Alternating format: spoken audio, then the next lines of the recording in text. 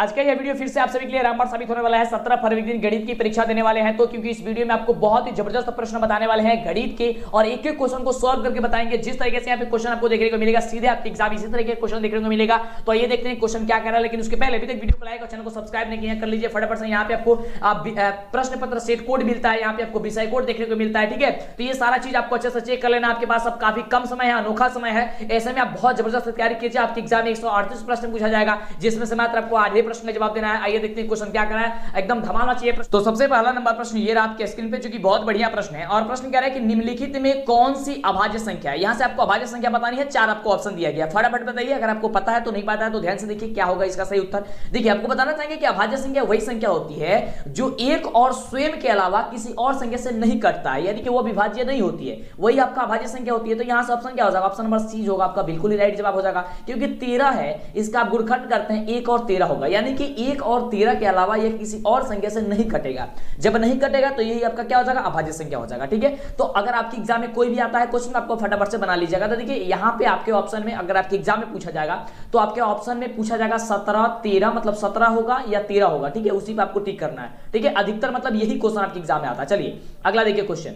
अगला प्रश्न बहुत बढ़िया प्रश्न कह रहा है कि यदि a और b अभाज्य संख्या है तो लसा a और b का क्या होगा। देखिए यहाँ पे अभाज्य संख्या a और b दे रहा है, यानी कहने का मतलब ये है कि a का अगर हम लोग गुणखंड करते हैं 1 और a होगा, b का करते हैं तो क्या होगा, सिर्फ का एक और बी होगा, ठीक है। अब यहां से कह रहा है कि लसा क्या होगा। लसा भी होता है जो सब में क्या होता है, जो मैचिंग नहीं करता है, जो मैचिंग करता है, यानी कि जो मिलता है दोनों संख्या में और जो नहीं मिलता है वो भी, सबको गुणा कर देते हैं। तो ए और बी इसमें है तो इसको भी क्या करेंगे हम लोग, गुणा कर देंगे। तो ए इंटू बी हो जाएगा, तो ए इंटू बी हो जाएगा, क्या होगा, ए बी हो जाएगा, ठीक है। तो कहीं कहीं ए इंटू बी देता है, कहीं कहीं ए बी दे देता है, ठीक है। तो वह दोनों ही सही होगा, यानी कि ऑप्शन नंबर इसमें सी दिया गया है, तो सी नंबर क्या हो जाएगा, बिल्कुल ही करेक्ट उत्तर हो जाएगा। समझ में आ रहा ना। चलिए आगे बात करते हैं। अगला प्रश्न हम सभी से कह रहा है, बहुत बढ़िया प्रश्न है। प्रश्न कह रहा है कि किसी समकोण त्रिभुज में यदि एक भुजा का वर्ग अन्य दो भुजाओं के वर्गों के योगफल के बराबर हो तो पहली भुजा के सामने का जो कोण होता है क्या होता है, समकोण होता है, ठीक है। यह कथन है, यानी कि यह परिमेय जो है वह किसका परिमेय है, आपको ये बताना है। यानी कि यह कह रहा है कि ये इस प्रकार से अगर त्रिभुज होती है तो कह रहा है कि अगर यहाँ पे ए बी और हम लोग सी मान लेते हैं तो A B square plus B C square बराबर अगर ए सी स्क्वायर होता है तो इसके सामने का कोण जो होता है वह समकोण होता है, यानी कि 90 डिग्री होता है। तो ये किसका कथन है, तो आप सभी जानते हैं पाइथागोरस की ये विलोम है, ठीक है। क्या है, यह पाइथागोरस के विलोम है, ये सामने का कोण 90 डिग्री होता है, ठीक है। चलिए आगे बात करते हैं अगले क्वेश्चन की। अगला क्वेश्चन क्या कह रहा है, अगला जो प्रश्न है वह कह रहा है, बहुत बढ़िया प्रश्न है कि बिंदु 4,6 और -4,-6 दोनों कहां पे अवस्थित है। इस क्वेश्चन को हमने बहुत बार बता दिया, एक बार और बता देते हैं आपको कैसे बनेगा, ध्यान दीजिएगा। जिन बच्चों को पता है वो फटाफट से नीचे कमेंट भी करते रहेंगे, और लाइक नहीं किया अभी तक कर दीजिए, फटाफट से कर दीजिए। और चैनल पे पहले बार सब्सक्राइब कीजिए, सब्सक्राइब करेंगे तभी आपको आगे से वीडियो मिलेगी, इतनी अच्छी कमाल वीडियो, तो फटाफट से कर लीजिए। चलिए ये आपका हो गया कार्तीय तल। यहाँ पे आप सभी जानते हैं y होता है, नीचे का माइनस का y होता है, यहाँ पे x होता है, और इधर बाएं तरफ क्या होता है, माइनस का x होता है। अब ये कह रहा है कि 4,6, तो सबसे पहले x का वैल्यू होता है, उसके बाद से y का वैल्यू होता है। तो x का वैल्यू यहाँ पे मान लीजिए 4 है और y का वैल्यू यहाँ पे मान लीजिए कि 6 है, ठीक है। इसको मिलाएंगे जब तो यहाँ पे आकर के मिलेगा, यानी कि 4,6 यहाँ पे हो गया। उसी तरीके से यहाँ पे पहले -4 है, तो -4 है तो इस रेखा पे बनेगा, ठीक है। माइनस वाले पे x का मान यहाँ पे -4 हो गया, यहाँ पे हो गया -6 इधर। अब -y, तो -y किधर होता है, नीचे होता है, तो यहाँ पे -6 हो गया। अब इसको जब हम मिलाते हैं तो ये मिलेगा कहाँ पे, यहाँ पे मिलेगा, यानी कि यहाँ पे -4 का -6 होगा। अब देखिए, अब हम लोग ये ध्यान से देखेंगे तो ये y है और इधर भी y ही है, यानी कि ये y अक्ष के क्या है, दोनों ओर है, यानी कि ऑप्शन नंबर क्या हो जाएगा, डी नंबर आपका बिल्कुल ही राइट जवाब हो जाएगा। तो इसी तरीके से क्वेश्चन आएंगे तो आपको सोचना नहीं, एकदम फटाफट से जो है वो आंसर करके चला आना है ना। अब की बार एकदम बिहार बोर्ड पार। चलिए अगला क्वेश्चन देखते हैं। अगला प्रश्न हम सभी का बहुत बढ़िया प्रश्न है। अगला प्रश्न कह रहा है कि संख्या 2.1311131113 डॉट डॉट डॉट, मतलब ये अनगिनत तक जा सकता है। तो ये जो संख्या होगी वह कौन सी संख्या होगी, तो देखिए ये जो संख्या होगी आपका ये अपरिमेय संख्या होगी, यानी कि इसे हम p/q के रूप में जो होता है वह आसानी से नहीं लिख सकते हैं, ठीक है। तो जिस भी संख्या को p/q के रूप में हम लोग नहीं लिख सकते हैं वो हम लोग का संख्या क्या होती है, वो हम सभी का होता है अपरिमेय संख्या, यानी कि ऑप्शन जो आपका सी नंबर दिया गया, ये सी नंबर आपका क्या हो जाएगा, बिल्कुल ही करेक्ट उत्तर हो जाएगा। आगे बात करते हैं अगले प्रश्न की। अगला प्रश्न क्या कह रहा है, तो अगला प्रश्न हम सभी का है कि सअभाज्य संख्याओं का मसा जो होता है क्या होता है। तो देखिए सअभाज्य संख्या का मसा आप सभी को पता होगा, हमने आपको कई बार बताया है कि सअभाज्य संख्या को जो मसा होता है वह 1 होता है। क्या होता है, एक होता है, यानी ऑप्शन नंबर जो बी दिया गया है ये बी आपका बिल्कुल ही करेक्ट उत्तर हो जाएगा। ध्यान से देखते जाइएगा, एक एक जो भी आपको पॉइंट बता रहे हैं, जो मेथड आपको बता रहे हैं, यही सभी मेथड से क्वेश्चन आएगा। ऐसा नहीं कि कहीं और से क्वेश्चन आता है, ठीक है, ऐसा नहीं होता है एग्जाम में, ठीक है। चलिए अगला देखिए, क्योंकि आपका बोर्ड का एग्जाम होता है और वही सभी क्वेश्चन आपसे पूछा जाता है जो आपकी किताब में आपको पढ़ाया जाता है, ठीक है। चलिए अगला क्वेश्चन करेंगे, दो धनात्मक पूर्णांकों ए और बी दिए रहने पर ऐसी अद्वितीय पूर्ण संख्या विद्यमान है कि ए बराबर बी क्यू प्लस आर है, जहां ए 0 बराबर या छोटा है आर से और छोटा है बी से, ठीक है। तो उपयुक्त कथन निम्नलिखित में से किसके कथन का बराबर है? ओके, अब देखिए ये हम सभी क्या जाना है, ये हम सभी जाना है यूक्लिड विभाजन में। क्या जाना है? यूक्लिड विभाजन एल्गोरिथम में जाना है, यानी कि ऑप्शन क्या हो जाएगा? ऑप्शन नंबर हो जाएगा सी नंबर की यूक्लिड विभाजन एल्गोरिथम। ऑप्शन क्या हो जाएगा? सी नंबर हो जाएगा। अब चलिए अगला देखिए क्वेश्चन क्या करा है, और पता है आपको तो नीचे कमेंट कीजिए, फटाफट से कमेंट कीजिए। आप ये समझिए कि आप 17 फरवरी के दिन गणित की परीक्षा दे रहे हैं, ठीक है, आपको ऐसा समझना बाबू। चलिए अगला प्रश्न कह रहा है, बहुत ही बढ़िया प्रश्न कह रहा है कि बिंदु -12, -18 का भुज क्या होगा? ओके, भुज यहाँ पे बताना है। अब देखिए हमने आपको बताया था कि जो भी बिंदु दी गई होती है उसमें एक भुज होता है, कोटि होता है। तो जो सबसे पहले वाला मान होता है, यानी कि जो अंक होता है वो आपका भुज होता है। तो यहाँ पे अंक क्या है? सबसे पहला 12 है, माइनस का 12 है, तो यानी कि माइनस का जो 12 होगा वो आपका राइट आंसर हो जाएगा ना, बिल्कुल। तो यानी कि ऑप्शन नंबर जो ए होगा आपका बिल्कुल ही करेक्ट उत्तर हो जाएगा। समझ में आ रहा है? चलिए बाबू आगे बात करते हैं अगले क्वेश्चन की। फटाफट से लाइक और चैनल को सब्सक्राइब कर दीजिए, कंजूसी मत कीजिए इस चीज में, क्योंकि जब आप लाइक करते हैं और चैनल को सब्सक्राइब करते हैं तो खुशी मिलती है कि हाँ बहुत अच्छा लग रहा है। चलिए अगला क्वेश्चन कह रहा है कि वाई एक्स का समीकरण क्या होता है?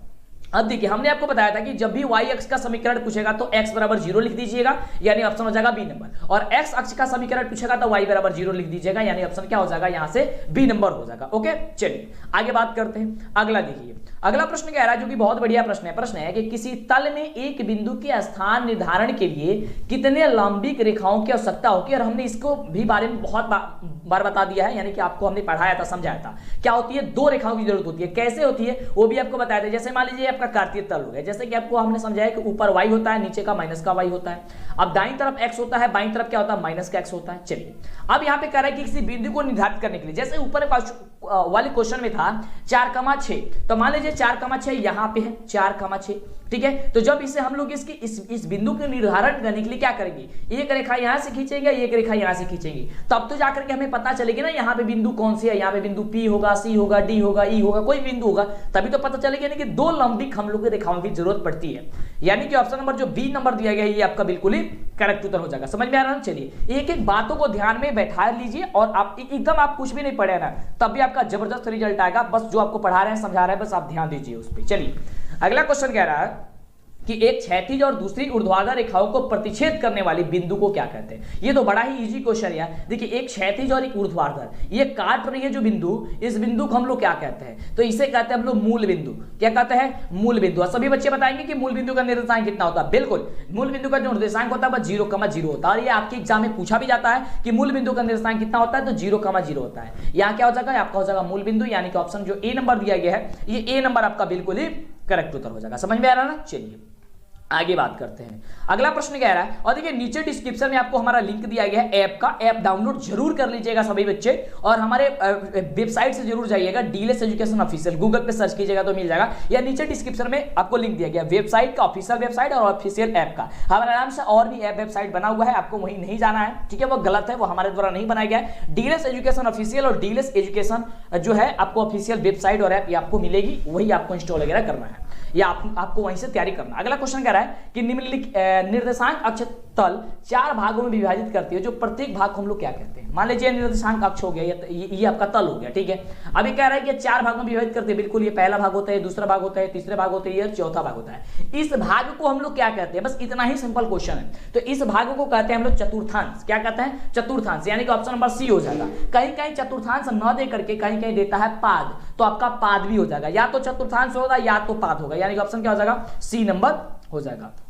चलिए अगला प्रश्न कह रहा है कि अंक गणित के आधारभूत परिमेय गणितज्ञ ने प्रतिपादित किया। अंक गणित के आधारभूत परिमेय किस गणितज्ञ ने प्रतिपादित किया था, ये बता रहा है, जो कि काफी इजी क्वेश्चन है, हमने आपको बताया था। बताइए तो नीचे कमेंट करके। बिल्कुल इसका राइट जवाब हो जाएगा ऑप्शन नंबर सी की गॉस हो जाएगा। क्या हो जाएगा बाबू? गॉस हो जाएगा। फटाफट से जल्दी से वीडियो को लाइक और चैनल को सब्सक्राइब कर दीजिए। जितना भी क्वेश्चन है आपके लिए एक एक क्वेश्चन इंपॉर्टेंट है यार, आप छोड़ के मत जाइए, क्योंकि जिस तरीके से क्वेश्चन पूछा रहा है सीधे आपके एग्जाम में देखने को इसी तरह के क्वेश्चन मिलते हैं। जब आप एग्जाम में जाएगा तो मजा आ जाएगा आपको। चलिए अगला क्वेश्चन कह रहा है, एक परिमेय संख्या और एक अपरिमेय संख्या के योग अंतर योग या अंतर क्या कहलाता है, यानी क्या होती है। तो देखिए एक परिमेय संख्या, तो सपोज मान लीजिए 2 एक हम सभी का परिमेय संख्या है और इसमें हम लोग जोड़ देते हैं रूट का 3, क्योंकि रूट 3 क्या है, अपरिमेय संख्या है। अपरिमेय संख्या क्या हो, क्योंकि इसे हम लोग p/t के रूप में ये नहीं लिख सकते हैं। तो जब इसे हम लोग जोड़ेंगे तो टोटल संख्या क्या हो जाएगी, हम सभी का अपरिमेय संख्या हो जाएगी, यानी कि हम सभी का यहाँ पे आंसर क्या हो जाएगा, ऑप्शन नंबर जो बी दिया गया है, बी नंबर बिल्कुल ही राइट हो जाएगा। चलिए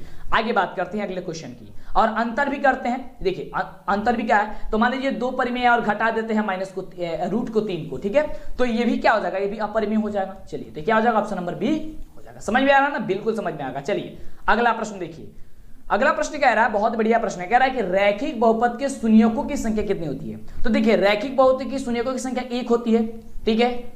रैखिक बहुपद के शून्य की संख्या कितनी होती है, 1 होती है। चलिए द्विघात बहुपद के शून्य की संख्या कितनी होती है, तो 2 होती है। त्रिघात बहुपद की कितनी होती है, 3 होती है। ओके, द्विघात बहुपद के शून्य की संख्या 2 होती है, कौन कौन होती है, एक अल्फा होती है, एक और एक बीटा होती है। त्रिघात बहुपद के कितने होते हैं, 3 होते हैं, अल्फा बीटा और क्या होती है, गामा होती है। याद कर लीजिएगा क्योंकि ये क्वेश्चन आपके एग्जाम में पूछा जाता है। अगला देखिए, अगला प्रश्न क्या कह रहा है, तो अगला प्रश्न कह रहा है कि 2x² - 3x - 5 का एक शून्य ज्ञात कीजिए, यानी कि एक शून्य ज्ञात से क्या होगा। तो देखिए शून्य ज्ञात करने के लिए x² - 3x जो क्वेश्चन दिया उसे लिख लेते हैं, बराबर कर लेते हैं 0। अब हम सभी जानते हैं शून्य ज्ञात करने के लिए कि जो पहला वाला पद होता है उसमें तीसरे वाले पद से गुणा करते हैं। तो 2x² में -5 से गुणा करेंगे तो हो जाएगा -10x²। अब -10x² को इतने अच्छे भागों में से बांटना होता है ताकि यह बीच वाले मान के बराबर आ जाए, इन्हीं को बांटना है, ठीक है। तो देखिए इसको हम कर लेते हैं 2x²। अब देखिए जब इसे हम बांटते हैं तो अगर हम लोग यहां पे लिख लेते हैं, क्या लिख लेते हैं, यहां लिखते हैं 5x और प्लस लिखते हैं 2x और -5 बराबर 0। देखिए 5x और प्लस 2x गुणा करें कितना हो जाएगा, माइनस का 10x² हो जाएगा, जो कि हम लोग का ये आ गया।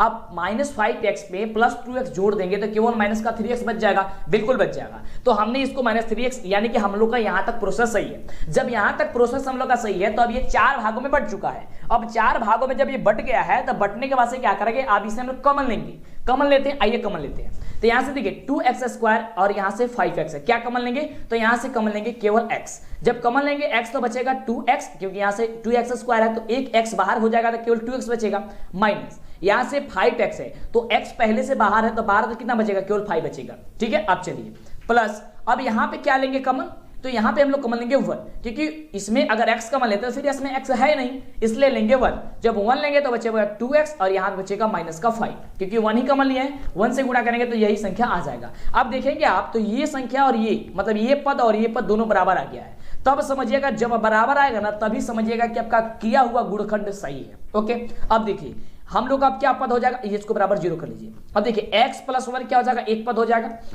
चलिए x + 1 एक हो गया और 2x - 5 बराबर हो गया कितना, 0। कह रहा है कि एक शून्य निकालना था हमको, तो x + 1 बराबर अगर हम 0 करते हैं तो x बराबर क्या हो जाएगा, -1 हो जाएगा, बिल्कुल। तो -1 ही दे दिया गया है ऑप्शन में, यानी कि ऑप्शन नंबर क्या हो जाएगा, बी नंबर हो जाएगा। अगर -1 नहीं दिया गया होता तो 2x - 5 बराबर 0 करके सॉल्व करते तो 5/2 आ जाता। तो 5/2 तो ऑप्शन दिया नहीं गया है, यानी कि क्या हो जाएगा, -1 दिया है, तो -1 आपका क्या हो जाएगा, बिल्कुल ही राइट जवाब हो जाएगा। समझ में आ रहा है ना। चलिए आगे बात करते हैं अगले क्वेश्चन की। अगला क्वेश्चन क्या रहा है, तो समझ में आ रहा है और मजा आ रहा है और आप चाहते हैं इसी तरह कमाल वीडियो पाने के लिए तो चैनल को सब्सक्राइब करना मत भूलिएगा बाबू, जल्दी से चैनल को सब्सक्राइब और लाइक करना मत भूलिए, क्योंकि जब आप लाइक करते हैं ना तो मनोबल बढ़ता है यार, सभी बच्चे कर देंगे लाइक, ठीक है।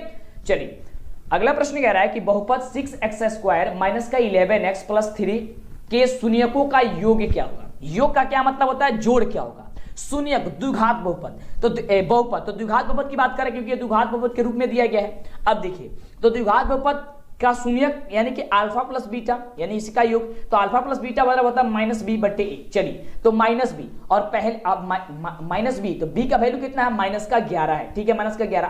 अब ऑप्शन ये आपको फॉर्मूला में कह रहा है कि पहले से माइनस, यानी कि एक और माइनस हम आगे इसे लगा देते हैं।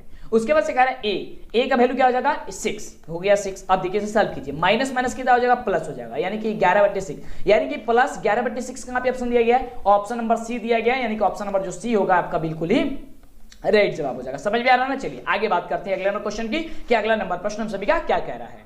तो अब अगला नंबर प्रश्न देखिए, अगला नंबर प्रश्न से भी कह रहा है कि निम्नलिखित व्यंजकों में कौन जो है एक चर में बहुपद, यानी कि बहुपद यहाँ पे कौन है। तो देखिए यहां से अगर बहुपद की बात करते हैं तो यहाँ पे है ऑप्शन नंबर ए, क्योंकि हम सभी का बहुपद का व्यापक रूप क्या होता है, A X square plus B X plus C होता है, यानी कि और ए बराबर नहीं होना चाहिए जीरो, मतलब ए का जो वैल्यूज हो वह जीरो कभी ना होना चाहिए। ठीक है, यहाँ पे कह रहा है ए एक्स स्क्वायर, यानी कि एक्स स्क्वायर का पद होना चाहिए। ठीक है, एक्स के जगह वाई भी हो सकता है, जेड भी हो सकता है, वही मतलब नहीं है, मतलब एक्स आपका चर मान रहना चाहिए। ठीक है, चलिए एक चर और अचर रहना चाहिए। यहाँ पे जब हम लोग ध्यान से देखते हैं तो यहाँ पे देखिए ऑप्शन नंबर ए में क्या है, वाई स्क्वायर, और यहाँ पे जो हमने बताया कि A X square plus B X है, तो बी एक्स के वैल्यू हो सकता है वह जीरो होगा, और जीरो में एक्स से गुणा किए होंगे तो जीरो हो जाएगा, इसलिए वह पद नहीं लिखा होगा, और सी का वैल्यू यहाँ पे दिया ही गया है रूट में।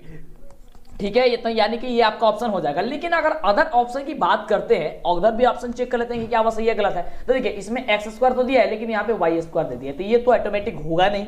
और यहाँ पे देखिए यहाँ पे एक्स स्क्वायर का पद है ही नहीं, तो ये तो होगा ही नहीं। उसके बाद यहाँ पे दिया एक्स का पावर 10, और यहाँ पे दिया है वाई का पावर 3, और यहाँ पे दिया है 10 का पावर 50, तो ये भी तो होगा नहीं। ठीक है, क्या हो जाएगा, ए एक्स स्क्वायर ग्रुप में होना चाहिए, यानी कि ऑप्शन नंबर क्या है, ए नंबर दिया गया है। बिल्कुल, चलिए आगे बात करते हैं अगले प्रश्न की।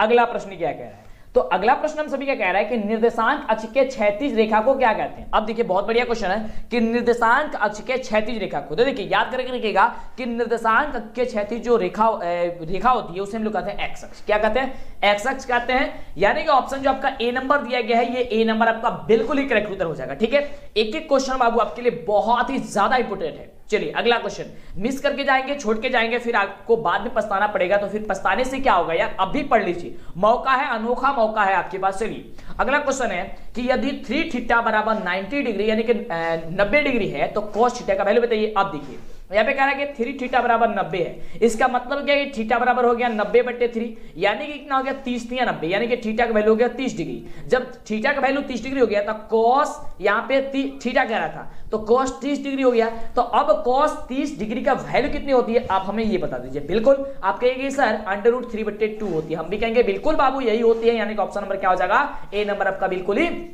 राइट जवाब हो जाएगा। ठीक है, चलिए आइए आगे बात करते हैं अगले क्वेश्चन की। अगला नंबर प्रश्न देखिए बहुत बढ़िया प्रश्न है। प्रश्न कह रहा है कि दिए गए समकोण त्रिभुज एबीसी में AB बट्टे AC अगर दिया गया है तो क्या होगा, आपको ये बताना है। और यहाँ पे देखिए ऑप्शन बड़ा ही अजीब दिया है, ध्यान से समझिएगा। देखिए sine alpha, cos alpha, sec alpha, cosec alpha. अब देखिए कैसे ये बनेगा, ध्यान दीजिएगा। कह रहा है कि AB बट्टे AC, AB बट्टे क्या कह रहा है जी, AC कह रहा है। अब देखिए और यहाँ पे कोण कौन है, तो कोण A है। तो जहां का कोण हमने आपको बताया था कि जहां का कोण दिया गया उसके सामने का, सीधे सामने का जो भुजा होती है वो आपका क्या होती है, लंब होती है। यानी कि लंब अब ये हो जाएगा, क्या हो जाएगा, लंब ये। जब लंब ये हो जाएगा तो आधार आपका ये हो जाएगा, कर्ण आपका ये, तो ये कर्ण है ही, यानी कि कर्ण आपका ये हो गया। और आपके क्वेश्चन में क्या कर रहा था, AB क्या हो गया, आधार हो गया, यानी कि आधार बटे कह रहा AC क्या हो गया, कर्ण। अब देखिए आधार बटे जो कर्ण होती है वो किसके बराबर होती है, तो आप सभी जानते हैं कि आधार बटे जो कर्ण होती है वो होती है कॉस के बराबर, यानी कि हो जाएगा क्या चीज, यहाँ हो जाएगा कॉस थीटा। क्या हो जाएगा बाबू, तो कॉस थीटा आपका बिल्कुल ही राइट जवाब हो जाएगा। लंब बटा कर्ण क्या होती है, साइन थीटा, आधार बटा कर्ण क्या होती है, कॉस थीटा, और लंब बटा आधार क्या होती है, टेन थीटा। ठीक है, और इसी का उल्टा कर देते हैं तो आपका कोसेक सेक और कॉट का मान आ जाता है। ओके, चलिए आगे बात करते हैं। यानी कि 3 वैल्यू याद रहती है तो हम लोग आसानी तरीके से और भी वैल्यू आसानी से निकाल सकते हैं। ये देखिए ये तो क्वेश्चन बड़ा ही इजी क्वेश्चन यार, फटाफट जल्दी से वीडियो को लाइक करके और इसे नीचे कमेंट करके बताइए अभी कि क्या होगा। कह रहा है क्वेश्चन कि cot स्क्वायर थीटा निम्नलिखित में किसके बराबर होता है। तो देखिए आप सभी जानते हैं कि cot स्क्वायर जो थीटा होता है किसके बराबर होता है बाबू, बिल्कुल बाबू ऑप्शन नंबर सी हो जाएगा, cosec स्क्वायर थीटा -1 के बराबर होती है। ठीक है, चलिए आगे बात करते हैं अगले क्वेश्चन की। अगला क्वेश्चन क्या कह रहा है, अगला क्वेश्चन ये रहा आपके स्क्रीन पे, जो कि बहुत ही बढ़िया क्वेश्चन है। प्रश्न हम सभी क्या कह रहा है, बहुत ही शानदार प्रश्न कि निम्नलिखित में कौन बहुपद नहीं है। यहां से बहुपद नहीं है, यानी कि ax square plus bx plus c के व्यापक रूप में नहीं होनी चाहिए, वो कौन है। तो यहां से हम लोग आसानी तरीके से जब देखेंगे समझेंगे तो देखेंगे ऑप्शन नंबर बी हो जाएगा कि यह बहुपद नहीं है, क्योंकि पहले ही कह दिया कि 3√x, और 3√x कहां मान होता है यार, नहीं होता है ना, बिल्कुल बहुपद में तो होता ही नहीं है, यानी कि ऑप्शन क्या हो जाएगा, ये नहीं, बहुपद आपका नहीं है, ऑप्शन हो जाएगा क्या चीज, बी नंबर हो जाएगा। चलिए आगे बात करते हैं अगले क्वेश्चन की। अगला देखिए, सोचिए समझिए तो अब जवाब दीजिए। क्वेश्चन है कि बहुपद पाई बटे 2x² प्लस एक्स, क्या है पाई बटे 2x² प्लस एक्स में x² का गुणांक क्या है। अब देखिए गुणांक कहने का मतलब बस यही होता है सिंपल सा कि यानी कि x² में किस संख्या से गुणा किया गया है। तो यहाँ पे पाई बटे 2 में x² है, यानी कि पाई x² में पाई बटे 2 से गुणा किया गया है। इसका मतलब कि पाई बटे 2 जो होगा वो आपका ऑप्शन नंबर ए जो दिया गया है, आपका ऑप्शन नंबर ए क्या हो जाएगा, बिल्कुल ही करेक्ट उत्तर हो जाएगा। जब आप इस तरीके से पढ़िएगा समझिएगा ना, तो आपके एग्जाम में जब देखिए इसी के बेसिस पे क्वेश्चन आता है आपके एग्जाम में, एकदम हूबहू इसी तरीके से क्वेश्चन आता है एग्जाम में। तो जब आप मेथड को समझे रहिएगा ना, तो गणित में दिक्कत नहीं होगा। गणित ही एक ऐसा सब्जेक्ट है जिसमें अगर आप बेहतर करते हैं तो आपका रिजल्ट इतनी जबरदस्त होगी कि आप कह नहीं सकते हैं। चलिए अगला क्वेश्चन देखिए। तो लाइक करके चैनल को सब्सक्राइब करके सारा का सारा वीडियो देखिए जितने भी चैनल पे अपलोड है, और हमारे वेबसाइट ऐप से तैयारी कीजिए, मजबूत तैयारी कीजिए। अब आपके पास टाइम बहुत ही कम है। अगला क्वेश्चन कि 5x³ plus 4x² plus 7x का घात क्या है। अब देखिए जब भी घात पूछे तो घात 2 भी है, घात यहाँ पे 1 भी है, घात यहाँ पे 3 भी है, लेकिन घात आखिर में होगा कौन। तो देखिए घात होता है वही जो सबसे ज्यादा मान होता है। तो 3 2 1 में सबसे ज्यादा अधिकतम क्या है, अधिकतम यानी कि अधिक क्या है 3 है। तो 3 क्या हो जाएगा आपका घात हो जाएगा, यानी कि ऑप्शन नंबर जो हो जाएगा वह सी नंबर आपका बिल्कुल ही करेक्ट उत्तर हो जाएगा। समझ में आ जाएगा ना, सी नंबर आपका बिल्कुल ही करेक्ट उत्तर हो जाएगा। चलिए आइए अब बात करते हैं आगे क्वेश्चन की। तो अगला प्रश्न आपके स्क्रीन पे ये रहा जो कि बहुत बढ़िया क्वेश्चन है। देखिए प्रश्न हम सभी क्या कह रहा है कि समीकरण निकाय 6x - 2y + 9 = 0 और 3x - y + 12 = 0 का आलेख दो सरल रेखाएं हो तो क्या होगा। अब देखिए जब भी ऐसा क्वेश्चन आए तो आपको सबसे पहले इसको a1/a2 b1/b2 और c1/c2 निकाल लीजिए। आइए a1/a2 निकालते हैं। तो a1/a2 जब हम लोग करेंगे तो यहां से हम लोग का क्या हो जाएगा, यह वाला a1 का वैल्यू है यानी कि 6/3 हो जाएगा। कटाएंगे तो क्या हो जाएगा यहाँ पे 2 हो जाएगा, यानी कि a1/a2 का वैल्यू हम सभी का निकल गया। अब करेंगे b1/b2, ठीक है। अब देखिए b1/b2 क्या है, तो -2 बटे कितना है आपका माइनस का y, ठीक है। अब इसको कटाएंगे क्या होगा, केवल 2 हो जाएगा, यानी कि b1/b2 का वैल्यू भी निकल गया, यानी कि इसका भी 2 आ गया और इसका भी 2 हो गया, यानी कि दोनों ये बराबर हो गया, ठीक है। अब चलिए आगे क्या करते हैं c1/c2, यहाँ पे c1 क्या है 9 है, अब यहाँ पे c2 क्या है 12 है। अब देखिए इसको कटाएंगे तो ये 2 आएगा, नहीं आएगा। इसका मतलब क्या हो गया, तो अब कहिए सर इसका मतलब बस यही होगा सिंपल सा कि a1/a2 बराबर है, ठीक है। देखिए यहां मिटा देते हैं, थोड़ा सा गलती से लिखा गया। चलिए a1/a2 बराबर है b1/b2 बराबर नहीं है c1/c2, ठीक है। इस तरीके के तो जब भी इस तरीके का दिया रहता है तो इसका क्या होता है, वह समानांतर होती है। क्या होती है, समानांतर होती है। क्या होती है वो रेखा, वो दोनों सरल रेखा क्या होगी, समानांतर होगी, यानी कि ऑप्शन हो जाएगा बी नंबर, ठीक है। चलिए आगे बात करते हैं। अगला प्रश्न कह रहा है जो कि बहुत बढ़िया प्रश्न कह रहा है कि यदि रैखिक समीकरणों का युग्म संगत है, क्या है रैखिक समीकरणों यदि रैखिक समीकरणों का युग्म क्या है संगत है, तब उनके द्वारा निरूपित जो रेखाएं होंगी वह क्या होगी। देखिए जब संगत रेखाएं हैं तब, यानी कि संगत है जब, देखिए जब संगत होगी तो प्रतिच्छेदी या फिर संपाती होगा, यानी कि ऑप्शन हो जाएगा क्या चीज, डी नंबर। ओके चलिए आगे बात करते हैं अगले क्वेश्चन की। अगला क्वेश्चन क्या कर, अभी देखिए ये तो बड़ा ही सिंपल क्वेश्चन है यार। कह रहा क्वेश्चन कि 1 + tan² थीटा किसके बराबर होता है, 1 + tan² थीटा। तो आप सभी जानते हैं कि 1 + tan² जो थीटा होता है क्या होता है, sec² थीटा के बराबर होता है। क्या होता है, sec² थीटा के बराबर होता है, यानी ऑप्शन क्या हो जाएगा आपका ए नंबर जो हो जाएगा आपका बिल्कुल ही राइट जवाब हो जाएगा। चलिए आगे बात करते हैं अगले क्वेश्चन की। तो ध्यान में देखिए मिस मत कीजिए, और आपके पास अनोखा समय है, अगर आप क्लास में बन चुके हैं, आ चुके हैं, देख चुके हैं, तो लगातार पूरा क्लास खत्म कर लीजिए, कहीं भी मत जाइए, ठीक है। चलिए और लाइक तो करना पड़ेगा बाबू, प्लीज लाइक कर दीजिए, कंजूसी काय करते हो इस चीज में, फटाफट से कर दीजिए, मनोबल बढ़ता है इससे, तो कर दीजिए। और बिल्कुल चैनल को सब्सक्राइब करना मत भूलिएगा, फटाफट कर लीजिएगा, ठीक है। चलिए आगे बात करते हैं अगले क्वेश्चन की। अगला क्वेश्चन कह रहा है कि sin 72 डिग्री का वैल्यू क्या होता है। अब देखिए जब भी ऐसा क्वेश्चन पूछे तो आपको क्या करना है, देखिए sin 90 - थीटा से निकालिए। देखिए sin 72 डिग्री, तो sin 72 को हम लोग लिख सकते हैं sin 90 - 18 डिग्री, क्योंकि 90 में से 18 घटाएंगे तो 72 आ जाएगा। अब sin 90 - थीटा किसके बराबर होता है, cos थीटा के बराबर होता है, यानी कि cos क्या हो जाएगा, अब यहाँ पे थीटा की जगह 18 है तो 18 लिख देंगे, यानी कि ऑप्शन क्या होगा आपका, ऑप्शन नंबर हो गया सी, यानी कि cos 18 डिग्री क्या होगा, इसका वैल्यू हो जाएगा, ठीक है। चलिए आगे बात करते हैं अगले क्वेश्चन की। अगला प्रश्न कह रहा है, बहुत ही शानदार प्रश्न है कि निम्नलिखित में 1 + tan² theta into cos theta sin theta, cos theta into sin theta किसके बराबर होता है। देखिए इसमें बच्चे अक्सर जो है काफी ज्यादा गलती कर देते हैं। अब देखिए इसको कैसे बनेगा, ठीक है। जब भी ऐसा क्वेश्चन है तो देखिए ये आपसे लघुत्तरीय दीर्घोत्तरीय में क्वेश्चन पूछा जाता है ये प्रूव करने के लिए, साबित करने के लिए, यानी कि सब्जेक्टिव में ये पूछा है। देखिए कैसे बनेगा, देखिए 1 + tan स्क्वायर थीटा किसके बराबर होता है, हमने आपको बताया कि sec स्क्वायर थीटा के बराबर होता है। अब sec स्क्वायर थीटा इसके बराबर हो गया।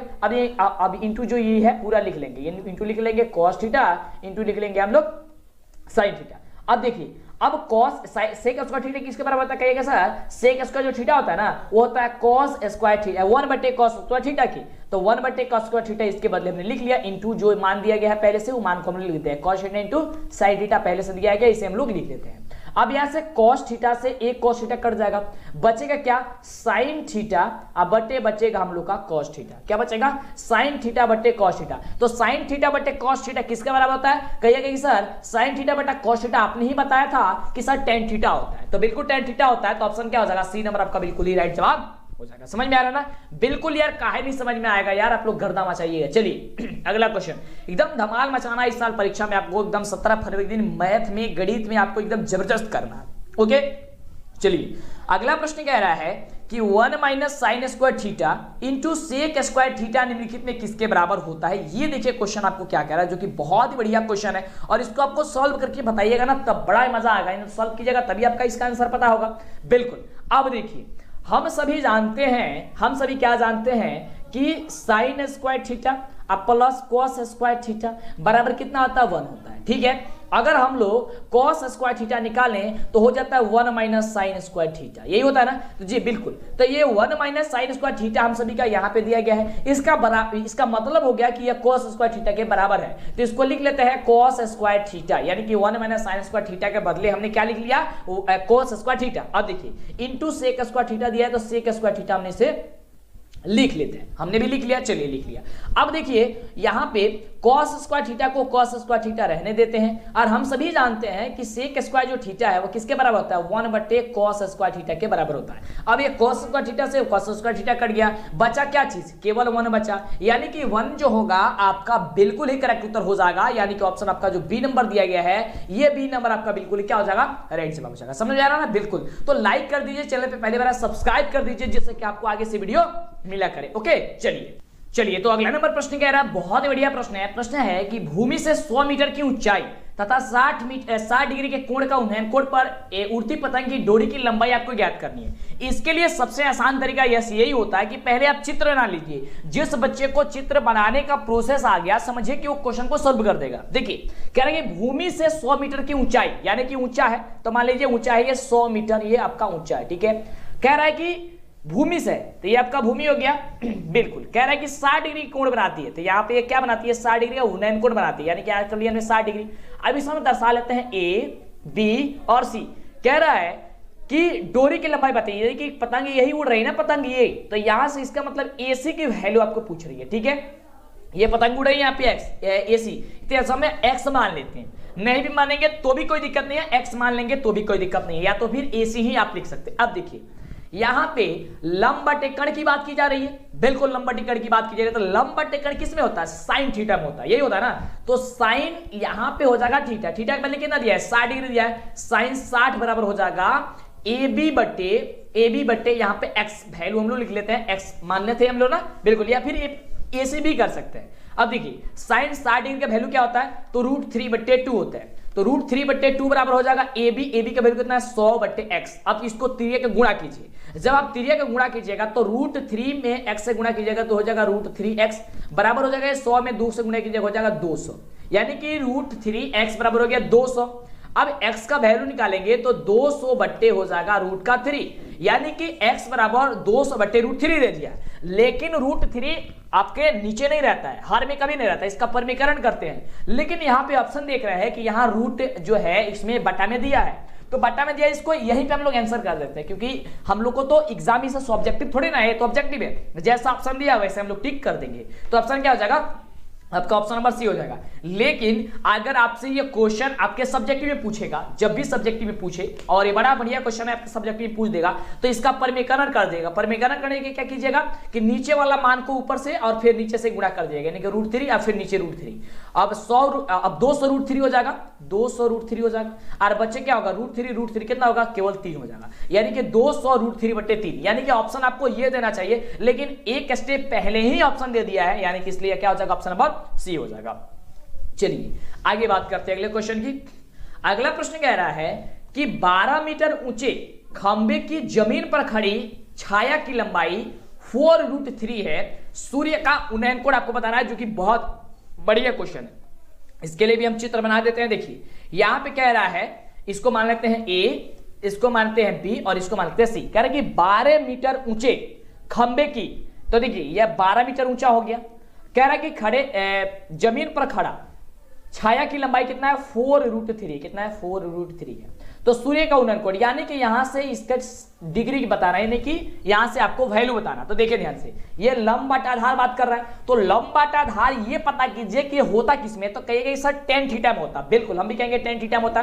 तो यानी कि tan थीटा बराबर हो जाएगा हम सभी के क्या चीज हो जाएगा, यहाँ पे 12/4 कितना 3। अब देखिए यहां से कटाएंगे तो 4 3 12, यानी कि tan थीटा बराबर हम सभी का हो गया कितना, 3/, यहाँ पे √3। ठीक है, 3/बटे में √3। ठीक है, क्योंकि √3 तो पहले दिया गया था, 4 से कटाएंगे 4 3 12।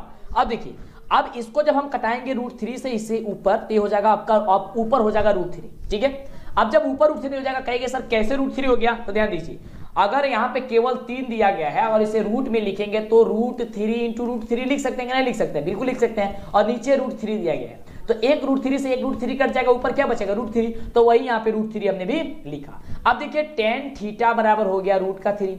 जब tan थीटा बराबर √3 हो गया, तो थीटा का वैल्यू क्या होगा, अब ये आपको बताना है। तो देखिए अब tan थीटा में ये पता कीजिए किसका वैल्यू आपको √3 होता है, तो कहेगा सर 60 डिग्री का वैल्यू होता है, यानी कि आपका जो आंसर हो जाएगा क्या हो जाएगा, 60 डिग्री, यानी कि 60 डिग्री आपका आंसर हो जाएगा। तो देखिए ऑप्शन में कहां 60 डिग्री है, ऑप्शन नंबर ए नंबर में ही है। ऑप्शन नंबर आपका ए जो होगा आपका बिल्कुल ही राइट जवाब हो जाएगा। चलिए अगला देखिए, अगला प्रश्न कह रहा है कि क्वेश्चन कह रहा है कि दो चर x y में रैखिक समीकरण ax + by + c = 0 के वास्तविक संख्याओं के समुच्चय में कितने हल होंगे। ये देखिए, ये बहुत ही बढ़िया क्वेश्चन है।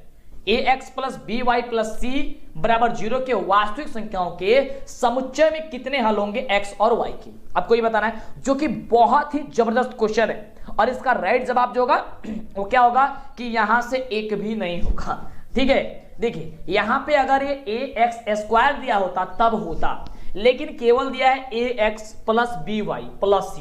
लेकिन हम सभी तो यही पढ़े हैं ax² + bx + c।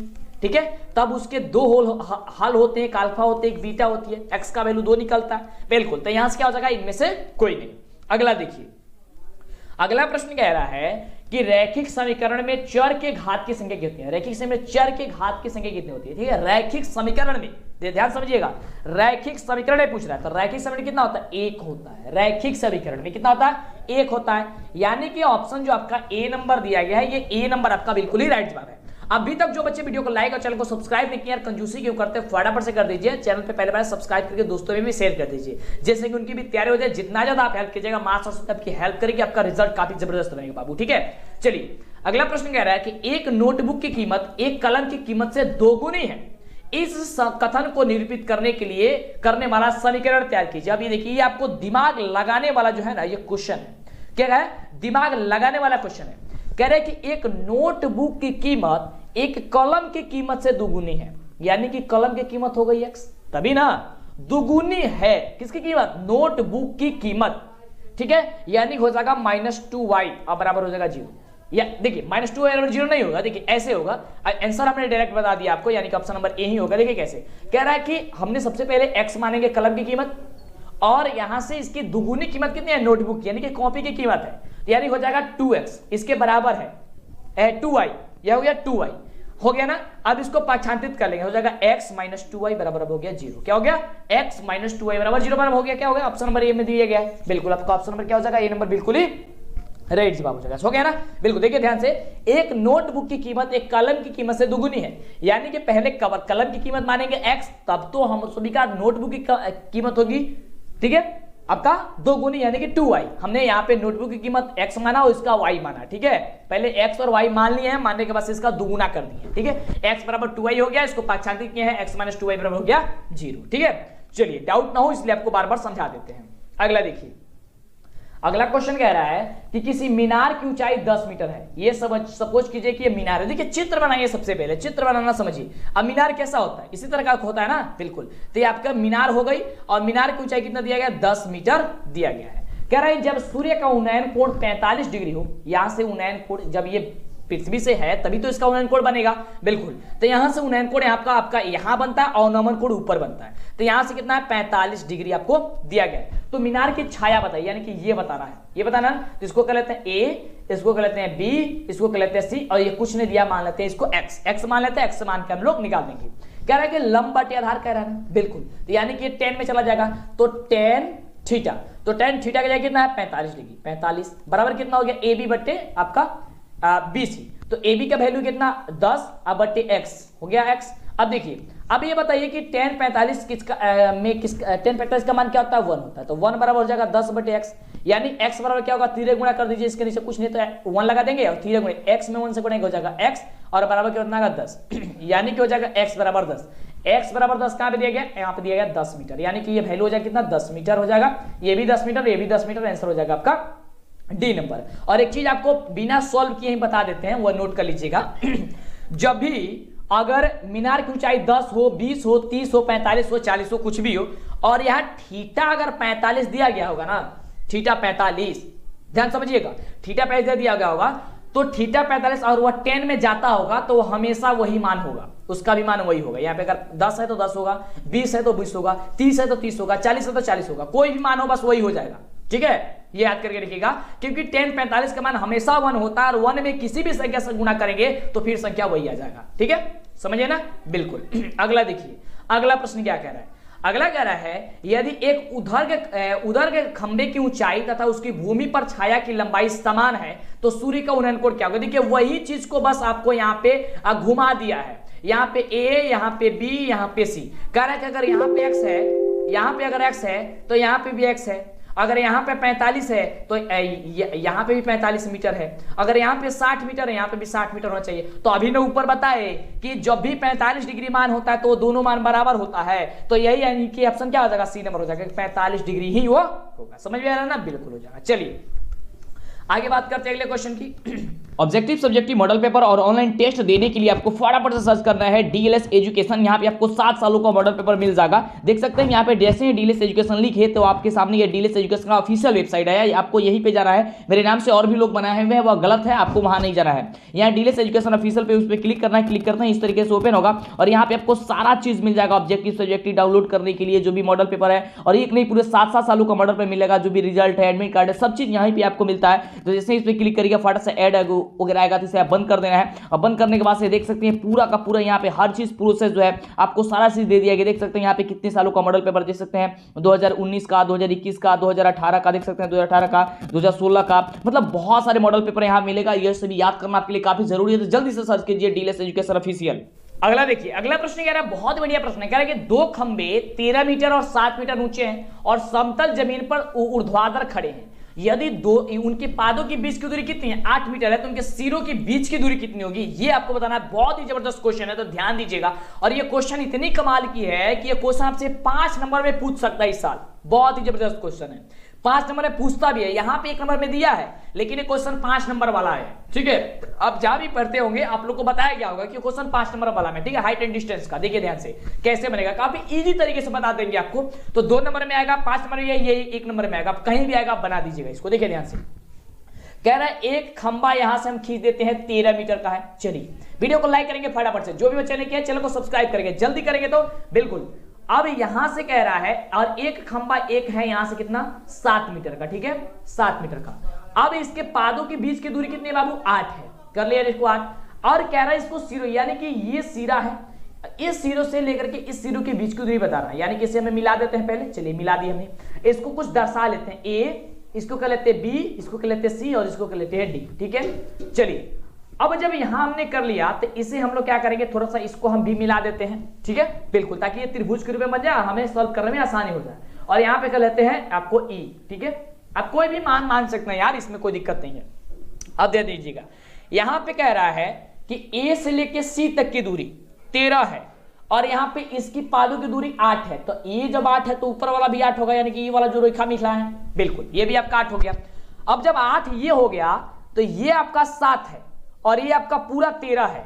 इसका मतलब ए और ई की दूरी हमको पता हो जाएगा तो हम लोग निकाल देंगे आसानी से। बिल्कुल टोटल है तो टोटल यानी कि 13 में से 7 घटा देंगे, हो जाएगा 6, हो जाएगा ना 6। यानी कि इसकी दूरी हम सभी की निकालनी है ऊपर की, तो ये हम लोग को पता ही चल गया और ये पता ही चल गया, केवल निकालना ही है। यानी कि लंब और आधार पता चला है, कर्ण निकालना है तो लंब स्क्वायर प्लस आधार स्क्वायर कर दीजिए, तो लंब का स्क्वायर होगा 36 रूट में और ये हो जाए 8 × 64, कितना हो जाएगा 100। ठीक है, 100 हो गया। 100 जब हो गया तो 100 को बाहर करेंगे कितना होगा 10 मीटर हो जाएगा ना, बिल्कुल 10 मीटर आपका आंसर जो होगा निकल के चला गया। देखिए कितना इजी। और इसी को 5 नंबर में जब भी बनाए तो आप बस प्रोसेस को लिख दीजिए कि यहाँ पे 2 खंभो है, इसके ए और ए बराबर इतना है, ए से लेकर सी के दूरी, बी की दूरी इतना है। ठीक है, ए की दूरी इस प्रकार से हमने निकाला। ठीक है, दिया गया त्रिभुज इस प्रकार से है, बस आप लिख दीजिएगा ना, बस आपका हो गया। देखिए निकालने का मेन प्रोसेस आपका यही है। समझ में आया ना, बिल्कुल। अगला देखिए, अगला प्रश्न कह रहा है कि यदि जीवा AB वृत्त के केंद्र पर कितने डिग्री के कोण अंतरित करती है, 60 डिग्री का कोण अंतरित करती है, तो A और B बिंदुओं को खींची गई स्पर्श रेखाओं के बीच का जो कोण होगा वह कितना होगा, वह आपको बता देना है, जो कि काफी सिंपल है। बस आपको यह कर देना, इसका दुगुना वो होता है। यदि जीवा AB वृत्त के केंद्र पर बनती है, अंतरित करती है, कोण अंतरित करती है, जितना कोण अंतरित करेगी तो उसके स्पर्श रेखाओं के बीच के जो कोण होगा वो उसका दुगुना है। नहीं, 60 का दुगुना क्या होगा, 60 में 2 से गुणा कीजिए, कितना हो जाएगा 120 डिग्री। क्या हो जाएगा 120, यानी कि ऑप्शन हो जाएगा आपका डी नंबर, आपका बिल्कुल ही राइट जवाब। समझ में आ रहा ना। चलिए आगे बात करते हैं अगले प्रश्न की। अगला प्रश्न कह रहा है, जो कि बहुत ही बढ़िया प्रश्न है, काफी कमाल का प्रश्न है, कि किसी वृत्त के केंद्र से किसी जीवा पर डाला गया लंब जीवा को क्या करता है। ये बहुत बढ़िया क्वेश्चन है, फटाफट से वीडियो को लाइक, चैनल को सब्सक्राइब करेंगे। किसी वृत्त के केंद्र से किसी जीवा पर डाला गया लंब जो है वो जीवा को क्या करता है, तो याद करके रखेंगे कि वो समद्विभाजित करता है। क्या करता है, समविभाजित करता है, समद्विभाजित करता है, यानी ऑप्शन हो जाएगा सी नंबर आपका बिल्कुल ही करेक्ट उत्तर। ओके, चलिए अगला देखिए। अगला प्रश्न इसी तरीके काफी कमाल का प्रश्न है, देखते हैं कौन बच्चे इसका जवाब बता पाते हैं। अगर आपको पता बताइए और नहीं पता है तो ध्यान से समझिए। ओके, इसी तरीके क्वेश्चन आपको सीधे एग्जाम में पूछा जाते हैं, देखने को मिलते हैं। कहना है कि x माइनस वाई बट्टे 5 माइनस 10 बराबर 0 हो तो b का वैल्यू ज्ञात कर दीजिए। बस यहां से b का वैल्यू, तो हम सभी क्या जानते हैं, हम सभी बस यही ना जानते हैं कि हम सभी का ये a का वैल्यू होता है, ये देखिए यहाँ पे ये x स्क्वायर होना चाहिए। ठीक है, यहाँ पे x स्क्वायर ही होगा, शायद गलती से मिसप्रिंट हो गया होगा। चलिए उससे कोई दिक्कत नहीं है, हमको b क्या निकालना नहीं, यानी ये b होता है, यानी कि b क्या है y बट्टे 5 है माइनस में। ठीक है, तो माइनस में y बट्टे 5 है, इसका मतलब y को बाहर करना पड़ेगा, यानी कि माइनस 1 बट्टे 5 से इसका गुणा किया गया है, यानी कि 1 बट्टे 5 क्या आ जाएगा आपका ऑप्शन नंबर क्या हो जाएगा, बी नंबर बिल्कुल ही राइट जवाब हो गया ना, बिल्कुल। चलिए आगे बात करते हैं। अगला देखिए क्वेश्चन, बिल्कुल अभी तक वीडियो को लाइक और चैनल को सब्सक्राइब देखिए, फटाफट से कर लीजिए। अगला क्वेश्चन है कि समीकरण x बराबर 3y है तो c का मान बताइए। अब देखिए यहाँ पे x का यानी कि a का वैल्यू दिया है, y b का दिया है, लेकिन c का वैल्यू नहीं दिया, c का मतलब कि वो 0 होगा, तो ही तो नहीं दिया है ना, बिल्कुल। तो ऑप्शन क्या हो जाएगा आपका ए नंबर हो जाएगा। क्या हो जाएगा आपका ए नंबर, बिल्कुल ही राइट जवाब हो जाएगा। चलिए आगे देखिए। अगला प्रश्न है कि द्विघात समीकरण 4x² + 4x + 1 के मूलों की प्रकृति क्या होगी। अब देखिए ये क्वेश्चन बहुत बार पूछता है आपके एग्जाम में, ध्यान दीजिएगा इस क्वेश्चन को। तो देखिए जब भी मूलों की प्रकृति ज्ञात करना हो तो हमने आपको क्या बताया था, बोला था बस यही कि आप लोग d का वैल्यू निकाल दीजिएगा, ये बोला था ना। तो बिल्कुल पहले d निकाल कर चेक कर लिया जाता है। तो d बराबर क्या होता है, b² माइनस का होता है 4ac होता है, तो b² b क्या है 4 का स्क्वायर क्या हो जाएगा 16 माइनस 4 AC 4 इंटू AC, यानी कि 4 × 16 प्लस 1 करेंगे, यानी कि 4 × 4 × 1, यानी ये भी हो जाएगा 16 माइनस का 16, यानी हो जाएगा 0, यानी कि D बराबर हो गया 0। तो जब D बराबर 0 होता है तो क्या होता है उसका, बिल्कुल जब D बराबर 0 होता है वास्तविक और वह बराबर होता है, यानी ऑप्शन क्या हो जाएगा मूल वास्तविक और बराबर, यानी ऑप्शन हो जाएगा बी नंबर। ठीक है ना। चलिए आगे बात करते हैं अगले नंबर प्रश्न की। अगला नंबर प्रश्न क्या कह रहा है, तो अगला नंबर प्रश्न कह रहा है कि समीकरण 7x² - 12x + 18 बराबर 0 के मूलों के योग एवं मूलों के गुणनफल का अनुपात क्या होगा। कहने का मतलब यह है कि बहुपद हम लोग का द्विघात दिया है, द्विघात में क्या होता है, एक अल्फा होता है एक बीटा होता है, यानी कि अल्फा प्लस बीटा और बटे अल्फा इंटू बीटा का आपको बता देना है कि क्या होगा। तो ध्यान दीजिए, अल्फा प्लस बीटा बराबर माइनस बी बटे, तो माइनस बी आपको बताए थे कि क्या होता है, -12 दिया गया माइनस बी का वैल्यू, ठीक है, बी का वैल्यू माइनस दिया -12 और पहले से माइनस होने क्या हो जाएगा, प्लस हो जाएगा, ठीक है, 12 और बट्टे क्या हो जाएगा 7, ठीक है, 7 हमने लिख दिया। अब चलिए सी बट्टे, उसके बाद से अल्फा इंटू बीटा, तो सी बट्टे यानी कि 18/7, ठीक है, 18/18 है सी का वैल्यू और ए का वैल्यू, यानी कि 12/7 बटा 18/7। अब इसको आप ये भाग में गुणा में बदलिए, ठीक है, 12/7, अब जब ये भाग में तो गुणा में बदलेगा तो नीचे का ऊपर का नीचे हो जाएगा, बिल्कुल इसे हम लोग क्या करेंगे, उलटफेर कर देंगे। तो देखिए अब हो जाएगा 7 अब बट्टे नीचे हो जाएगा 18, कटाएंगे तो 7 से 7 कट गया, बचा क्या चीज 12/18। तो देखिए 12/18 कहीं ऑप्शन है तो कहेंगे कि नहीं सर 12/18 नहीं दिया है, तो बिल्कुल जब 12/18 नहीं दिया गया है तो इसको आप कटा लीजिए, छोटा रूप में बदल लीजिए, जैसे 6 दूनी 12 9 दूनी 18, इसको करिए 3 दूनी 6 3 त्रिका 9, नहीं 2 3 6 3 त्रिका 9, यानी कि 2:3 क्या हो जाएगा, ऑप्शन नंबर डी हो जाएगा, क्या हो जाएगा 2:3, ठीक है, ऑप्शन हो जाएगा डी नंबर, ठीक है। चलिए आगे बात करते हैं अगले क्वेश्चन की। चलिए अगला देखिए, अगला नंबर प्रश्न देखिए, बहुत बढ़िया प्रश्न है। प्रश्न कह रहा है कि यदि समीकरण 3x² - 10x + 3 = 0 का एक मूल अगर 1/3 है तो दूसरा मूल क्या होगा। यानी कहने का मतलब यह है कि द्विघात जो बहुपद है उसमें आप अल्फा का वैल्यू दे दिया गया 1/3, लेकिन बीटा का वैल्यू पूछ रहा है कि क्या होगा। तो ध्यान दीजिएगा, इसको निकालने का कई तरीका होता है, ठीक है। अब देखिए आप सभी जानते हैं क्या चीज, अल्फा प्लस बीटा बराबर क्या होता है, -b/a होता है, ठीक है, ये होता है ना, -b/ क्या होता है, a होता है। अब देखिए यहाँ पे अल्फा का वैल्यू कितना दिया गया, 1/3 दिया गया, 1/3 रख लिया, प्लस में बीटा, ठीक है, या फिर आप निकाल सकते हैं अल्फा इंटू बीटा से भी, c/a से भी, लेकिन हम अल्फा प्लस बीटा से निकाल देते हैं। चलिए बराबर हो जाएगा -b/a, तो माइनस के भी यानी कि माइनस में कितना हो जाएगा, ये प्लस का 10, 10 बटे कितना होगा 1, 1 का वैल्यू ए का वैल्यू कितना है 3, यहाँ कर लेंगे 3। अब देखिए यहां से बीटा बराबर क्या हो जाएगा 10/3 और उसको पहचान करेंगे हो जाएगा -1/3, इसका एलसीएम करेंगे कितना हो जाएगा 3। अब 3 से 3 कट जाएगा 1, यानी कि 1 में 10 से गुणा हो जाएगा 10, कब बस घटाव बना दीजिए, और 3 से भी कट जाएगा 3 और बचेगा 1, यानी कि 10/3, ये 10/3 में से 1 जाएगा तो कितना हो जाएगा 10 - 1/3, तो कितना हो जाएगा 9, 9 बटे कितना हो जाएगा 3, कटाएंगे कितना होगा 3 त्रिका 9, 3, यानी कि ऑप्शन क्या दिया गया, ऑप्शन नंबर डी दिया गया। बिल्कुल आपका ऑप्शन नंबर डी जो होगा बिल्कुल ही राइट जवाब हो जाएगा। समझ में आ रहा ना, बिल्कुल समझ में कहीं नहीं आएगा यार। चलिए आगे बात करते हैं अगले क्वेश्चन की।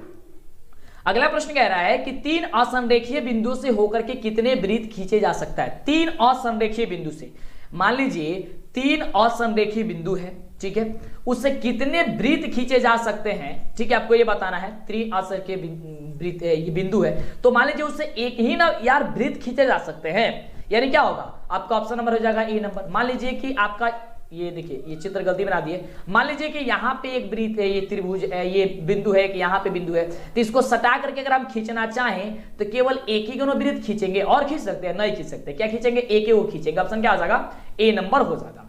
चलिए अगला देखिए, अगला प्रश्न कह रहा है कि त्रिभुज के शीर्षों से गुजरते हुए कितने वृत्त खींचे जा सकते हैं। त्रिभुज के शीर्ष से, तो बात तो वही हो गया यार, त्रिभुज का शीर्ष कहिए तो चाहे 3 गो बिंदु कहिए, तो ये बिंदु ये हो गया, ये बिंदु ये हो गया, ये बिंदु, तो फिर इससे भी खींचेंगे तो कौ गो वृत्त खींचाएगा, तो एक गो वृत्त खींचेगा, सटा के खींच लीजिएगा, ठीक है। ऑप्शन क्या हो जाएगा आपका ए नंबर हो जाएगा, ठीक है, ऑप्शन नंबर क्या हो जाएगा ए नंबर, बिल्कुल ही राइट हो जाएगा, आपका एक ही निकलेगा यार। चलिए अगला क्वेश्चन है काफी जबरदस्त क्वेश्चन, और अभी तक जो बच्चे वीडियो को लाइक यार फटाफट से करिए, लाइक कर दीजिए, चैनल पे पहले बार सब्सक्राइब कर दीजिए बिल्कुल, और आप हमारे ऐप और वेबसाइट से जरूर तैयारी करेंगे, जबरदस्त तैयारी आपकी होगी। वहां पे ऑब्जेक्टिव सब्जेक्टिव 7 सालों का मॉडल पेपर सब कुछ मिल जाएगा, नीचे डिस्क्रिप्शन में लिंक भी दिया गया है ऑफिशियल ऐप का भी और वेबसाइट का भी।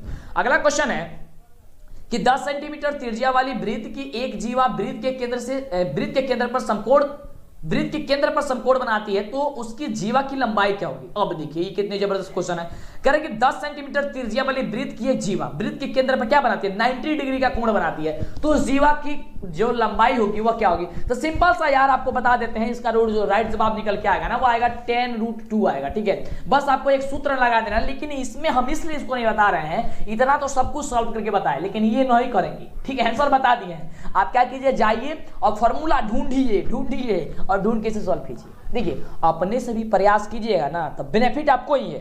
देखिए परीक्षा बाबू आपको देना है, हम लोग बस गाइड कर सकते हैं, समझा सकते हैं, बता सकते हैं, लेकिन मेहनत तो आपको करना है ना। जब आप मेहनत कीजिएगा, आपके मेहनत में रंग लाएगा ना, तो रिजल्ट जब जबरदस्त बनेगा तो हम लोग खुश होंगे, यानी हम खुश होंगे आपके लिए, आपसे बहुत जबरदस्त। ठीक है, तो आप लोग एकदम धमाल मचाइए, खोजिए, तैयारी कीजिए जबरदस्त तरीके से। ठीक है, चलिए अगला क्वेश्चन बात करते हैं। अगला क्वेश्चन क्या कह रहा है, ये रहा क्वेश्चन।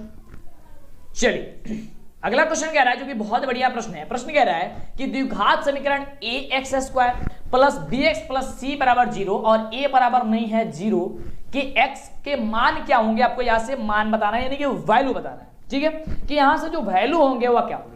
तो ये तो फॉर्मूला ही हो गया यार कि minus B plus minus under root B square minus 4ac बटे 2a, या कहीं कहीं बता देते हैं आपको कंफ्यूज करने के लिए, आपके ऑप्शन में दे देगा। ये तो दिया है, कहां पे दिया गया जी बाबू, minus B plus minus under root B square minus 4ac कहां पे दिया गया है, ध्यान से देखिए, ध्यान से देखिए, ध्यान से देखिए, कहां पे दिया गया, ऑप्शन नंबर सी में दिया गया। बिल्कुल ऑप्शन नंबर क्या दिया गया, 4ac, क्या दिया, सी नंबर दिया गया। ठीक है, सब एक ही जैसा लग रहा है यार, ध्यान से देखना पड़ रहा है इसको। ऑप्शन क्या है, सी नंबर आपका बिल्कुल ही रेड हो जाएगा। लेकिन कभी कभी क्या देता है कि minus B plus minus under root D बटे 2a दे देता है। अब देखिए डी बटे 2a इसलिए देता है क्योंकि डी का वैल्यू ही होता है बी स्क्वायर माइनस 4ac, इसलिए दे देता है। तो आपको इसमें भी कंफ्यूज नहीं होना, यानी कि एकदम आपको धमाल मचाना ही मचाना है। ठीक है, तो चलिए बस हम रहने देते हैं आज के इस वीडियो में, बस इतना ही यार। काफी ज्यादा आपने समझा पढ़ा, और 100 क्वेश्चन कवर करना थोड़ा सा मुश्किल हो गया क्योंकि काफी ज्यादा समय लग रहा है, और क्योंकि देखिए समझा के बता रहे हैं, तो इसके आगे आने वाले वीडियो में हम कंप्लीट करेंगे और कोशिश करेंगे आपसे जो आएगा वो 100-200 क्वेश्चन एक वीडियो में आएगा, ताकि एकदम आपका जबरदस्त तैयार हो जाए, आप धमाल मचा दे। तो जल्दी से वीडियो को लाइक और चैनल को सब्सक्राइब कर लीजिए, जिससे कि आपको आगे से वीडियो मिला करे। दोस्तों में शेयर कीजिए, नीचे डिस्क्रिप्शन में लिंक दिया गया ऐप और वेबसाइट को, तैयारी कीजिए, गर्दा मचिए, धमाल मचिए। कोई डाउट है तो नीचे कमेंट करके करते बताते रहिए, क्योंकि जब तक आप हमसे डाउट अपने बताइएगा तभी तो हमको पता चलेगा आपको डाउट क्या है। तो डाउट कहिए, आपको क्या मन में प्रॉब्लम है, प्रॉब्लम को जब कहिएगा तब तो हमको पता चलेगा ना, ऐसा हम क्या जानते हैं। बिल्कुल, तो जल्दी से कीजिए, फिर मिलते इसी तरह का वीडियो के साथ नेक्स्ट वीडियो में। ऑब्जेक्टिव सब्जेक्टिव मॉडल पेपर और ऑनलाइन टेस्ट देने के लिए आपको फटाफट से सर्च करना है डीएलएस एजुकेशन। यहाँ पे आपको 7 सालों का मॉडल पेपर मिल जाएगा। देख सकते हैं यहाँ पे जैसे ही डीएलएस एजुकेशन लिखे तो आपके सामने ये डीएलएस एजुकेशन का ऑफिशियल वेबसाइट है, आपको यहीं पे जाना है। मेरे नाम से और भी लोग बनाए हुए हैं, वह गलत है, आपको वहां नहीं जाना है। यहाँ डीएलएस एजुकेशन ऑफिशियल पे उस पर क्लिक करना है, क्लिक करना है, इस तरीके से ओपन होगा और यहाँ पे आपको सारा चीज मिल जाएगा ऑब्जेक्टिव सब्जेक्टिव डाउनलोड करने के लिए, जो भी मॉडल पेपर है। और एक नहीं, पूरे 7 सालों का मॉडल पेपर मिलेगा, जो भी रिजल्ट है, एडमिट कार्ड है, सब चीज यहाँ पे आपको मिलता है। तो जैसे इस पर क्लिक करिएगा फटाफट से ऐड वगैरह आएगा, तो बंद कर देना है। और बंद करने के बाद से देख सकते हैं पूरा का पूरा यहाँ पे हर चीज प्रोसेस जो है आपको सारा चीज दे दिया गया। देख सकते हैं यहाँ पे कितने सालों का मॉडल पेपर देख सकते हैं, 2019 का, 2021 का, 2018 का, देख सकते हैं 2018 का, 2016 का, मतलब बहुत सारे मॉडल पेपर यहाँ मिलेगा। ये सभी याद करना आपके लिए काफी जरूरी है। तो जल्दी से सर्च कीजिए डीएलएस एजुकेशन ऑफिशियल।